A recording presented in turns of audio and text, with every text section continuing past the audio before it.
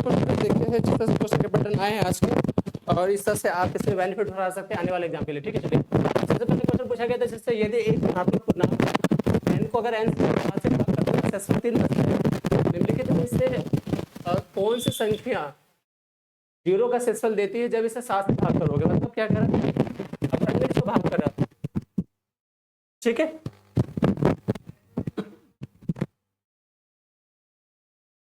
कह रहा है कि अगर कोई संख्या है n को 7, मान लो n कोई संख्या है, इसको हमने 7 से भाग किया तो भागफल आपका शेषफल कितना 3 दे रहा है। कह रहा है इसमें से कौन सी संख्या है जिसको 7 से भाग करोगे क्योंकि शेषफल हमारा 0 देगा। देखो अगर हमने 7 से भाग करा शेषफल 3 बच रहा है तो मान सकते हैं क्या ये n बराबर क्या वैल्यू होगी, 7 + 3 10 हो सकता है ना। क्यों, देखो अगर यहाँ पे n है, हमने 7 से भाग दिया, शेषफल यहाँ पे 3 हुआ, तो एक बार अगर मान सकते हो कि हमने एक बार भाग लगाया तो यहाँ पे n क्या हो जाएगा, 7 का 7 3 10 यानी हो जाएगा 10, है ना। तो अगर मुझे 0 लाना है तो हम क्या करेंगे, 10 यानी 3 बचा है, तो अगर मैं इसमें और 4 जोड़ दूं, इसी में n+4 अगर कर दूं तो क्या हुआ, 7 से भाग करने पर शेषफल 0 देगा नहीं देगा, क्योंकि n की वैल्यू 10 आई इस कंडीशन में, n की वैल्यू 10 आई है, 10 4 14 7 से भाग दोगे 0 तो हमारा क्या हो जाएगा n+4, ठीक है। n+4 जाएगा पहला का आंसर। आगे चलिए, ठीक है, चलिए नेक्स्ट क्वेश्चन देखते हैं।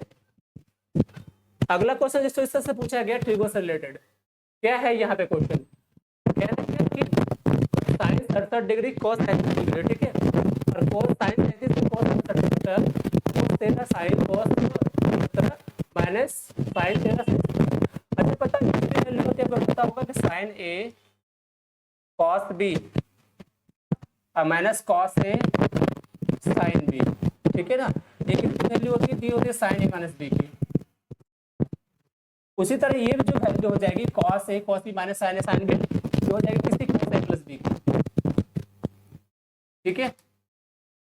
तो चलो पुट करो, sin A की जगह क्या है बताना, ये 67 और माइनस 37 ऐसे लिख सकते हो, लिखोगे sin 67 माइनस 37 और बाई कॉस हो जाएगा कॉस ए प्लस बी मैंने 13 + 17,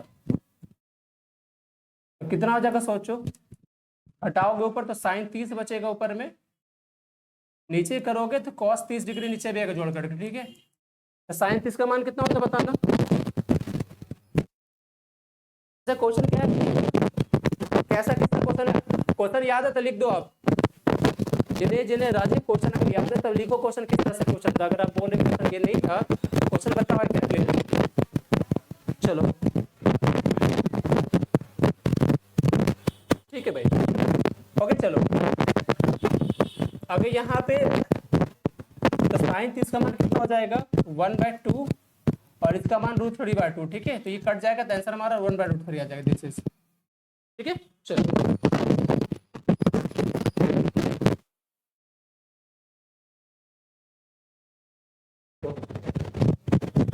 नेक्स्ट क्वेश्चन,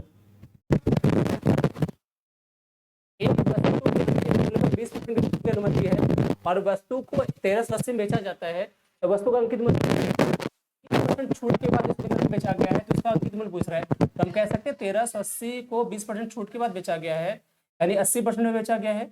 ये 80 की वैल्यू हमें 100 की वैल्यू निकालनी होगी, तो यहाँ से काट दोगे 0 कट गया, या फिर ऐसे काट दो आप, ठीक है। कितना बार हो जाएगा बताओ, 8 से काटोगे इसको तो 8 से जाएगा एक बार में, बच रहा कितना 5, 8 से 56 हो गया, फिर 2 बचेगा, तुम 8 दूनी 16 ले सकते हैं, यानी हमारा कौन सा आंसर हो जाएगा 1725, दिस इज आंसर 1725।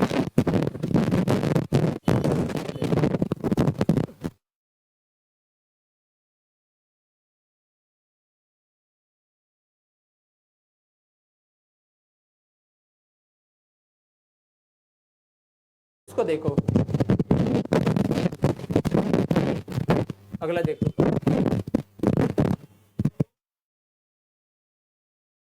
कह रहा है 20% 3 वर्ष में चक्र दिया साधारण ब्याज का अंतर इतना, तो उदाहरण मूलधन बताना है, ठीक है। तो बराबर PR² × 300 + R और प्लस क्या होता है 100 का क्यूब, इसकी वैल्यू रखो, D3 कितना होगा 432, P R कितना 20 हो गया ना, तो 20 गुना 20 करोगे, 300 प्लस R तो 320 हो जाएगा ये, बाय 100 का क्यूब है ना, तो कितना हो जाएगा 20 से 5 बार काटोगे, ये भी 5 बार कटेगा, ठीक है।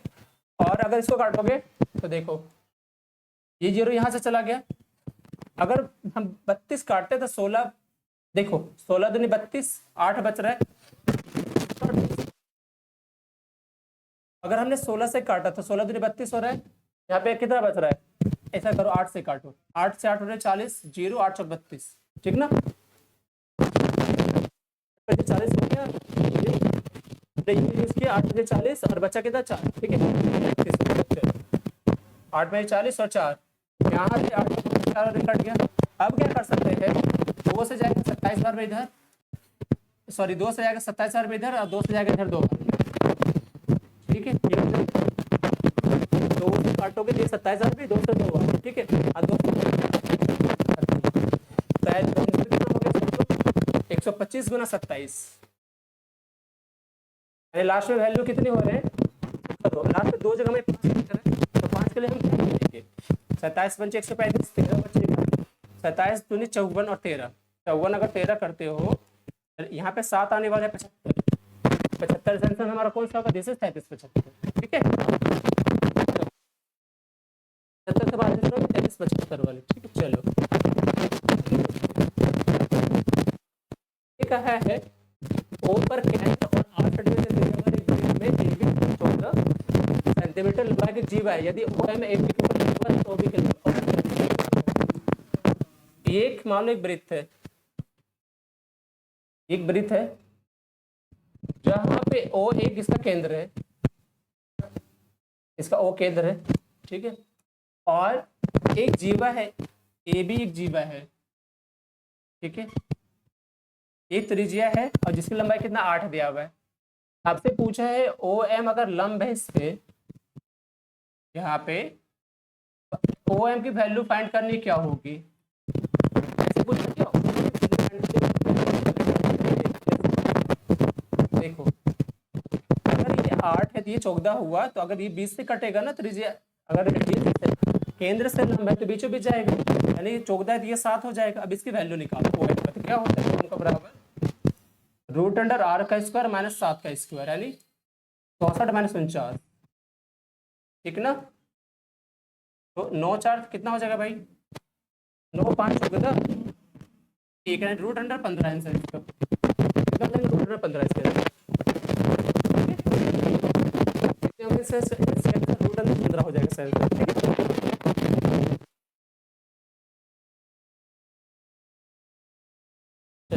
आगे करो नेक्स्ट क्वेश्चन,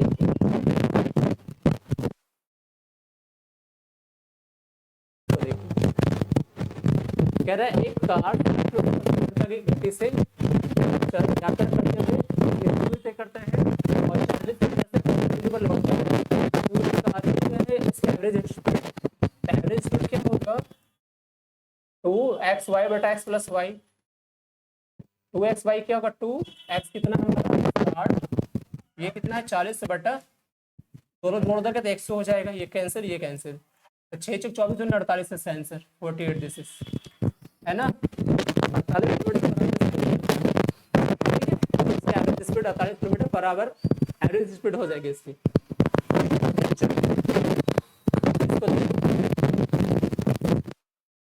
नेक्स्ट एक काम को 12 दिन में पूरा कर सकते हैं, बी उसे 18 दिन में शुरू करते हैं, ए 2 दिन के लिए काम करता है और शेष काम नहीं करता है, और यदि पूरे मजदूर 24 बी का हिस्सा पूछ रहा है, ठीक है। चलो अगर मैंने कहा ए किसी काम को 12 दिन में करता है, बी उसी को 18 दिन में करता है, इसके टोटल वर्क कितने हो जाएगा बताना, टोटल वर्क हो जाएगा 36, कितना होगा टोटल वर्क 36 होगा, इसका एलसीएम हो जाएगा 12 है, इसका एलसीएम हो जाएगा, इसका एफिशिएंसी 18 दूनी, एक का 2। अब क्या बोला सोचो, ए ने काम किया केवल 2 दिन तक, तो बता ए 2 दिन में कितना करेगा, ए की क्षमता है 3, तो 2 दिन में कितना करेगा, 3 दूनी 6 काम, और शेष काम बोला है बी करेगा। तो 36 टोटल काम है, 36 में से 6 निकाल देगा, कितना कर लेगा ये 30 कर लेगा बी। बोला है टोटल 24 से जो हिस्से है वो किसके हैं, 3600 के, 36 के। मुझे निकालना है बी के बारे में, तो 30 का वैल्यू निकालना पड़ेगा, ठीक है। अगर इसको कट करोगे, देखो 12 से 12 दिया 36, 12 दूनी 24, ठीक है, कट गया। 24 से 10 बार में, तो कितना आंसर हो जाएगा, 2000 रुपया, यानी बी को मिलेगा 2000 और बाकी जो 60 को मिलेगा 1 को।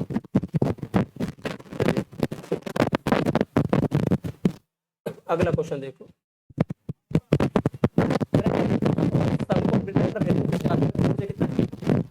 और ऊंचाई 12 है, तो लिखा जाता है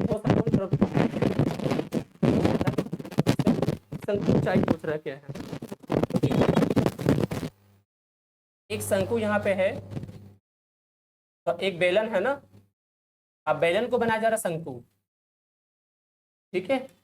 तो इसका आयतन क्या होता है, पाई आर स्क्वायर एच, आर 15 गुना 15, ऊंचाई कितनी है इसकी 12, इसका हो जाएगा 1/3 पाई आर स्क्वायर एच।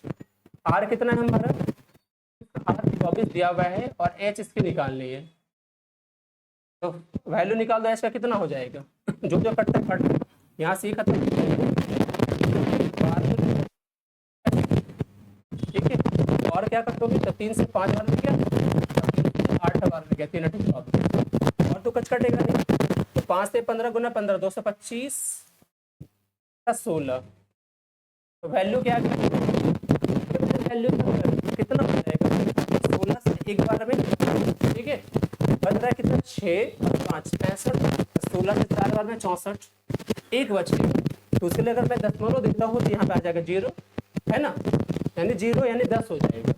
10 पे भी अगर डालूंगा तो भाई 100 हो जाएगा, तो 16 से 96 आ जाएगा, यानी 14.06। ऑप्शन कहाँ पे है, तो अच्छा आप आगे भी बढ़ना पड़ेगा क्योंकि यहाँ 2 ऑप्शन हो, तो 16 से 96 आपके पास 32, तो आप आंसर अब जाकर के आंसर आपका क्या हो जाएगा, ये हो जाएगा ए नंबर, ठीक है। आंसर क्या होगा इसका, 1 नंबर, ठीक है। देखिए जिसका देख लो मैथ्स का,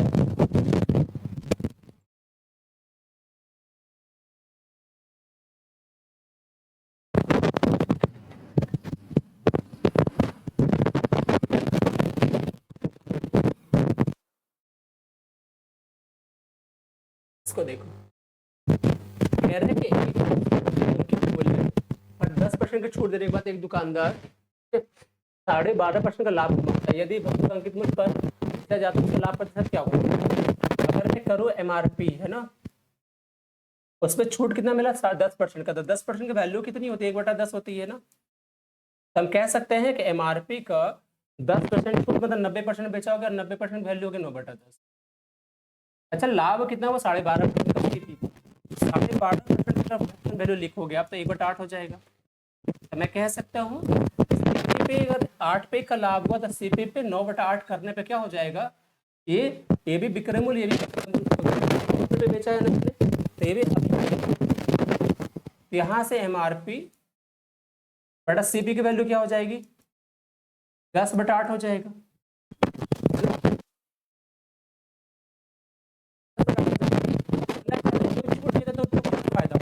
तो मान लो छूट नहीं देते तो मैं एमआरपी पे बेच देते, फायदा हमें कितना होता 2 का हो जाता, किसपे हो जाता सीपी पे, सीपी हमारी 8 है,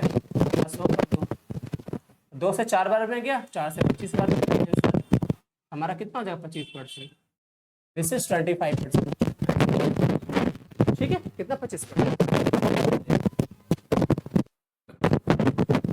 इसको देखो, ये क्वेश्चन बहुत बेहतरीन क्वेश्चन है ना। चलिए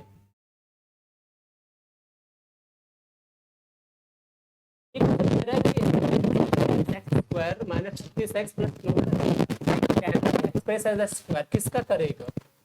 देखो अगर 44 का इसको लिख सकते हैं ना 12x का होल स्क्वायर, लिख सकते हो 3/2 का होल स्क्वायर, ए स्क्वायर प्लस बी स्क्वायर हो गया। -2 भी कैसे लिखोगे, 2 इंटू ए यानी 12 है ना, इंटू बी यानी 3/2, एक्स यही हो गया ना। तो किसका सही बनेगा ये 12x 3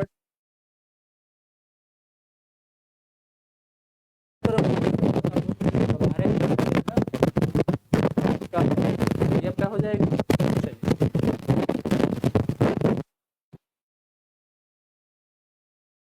चलिए तो इतना है फ्रेंड्स,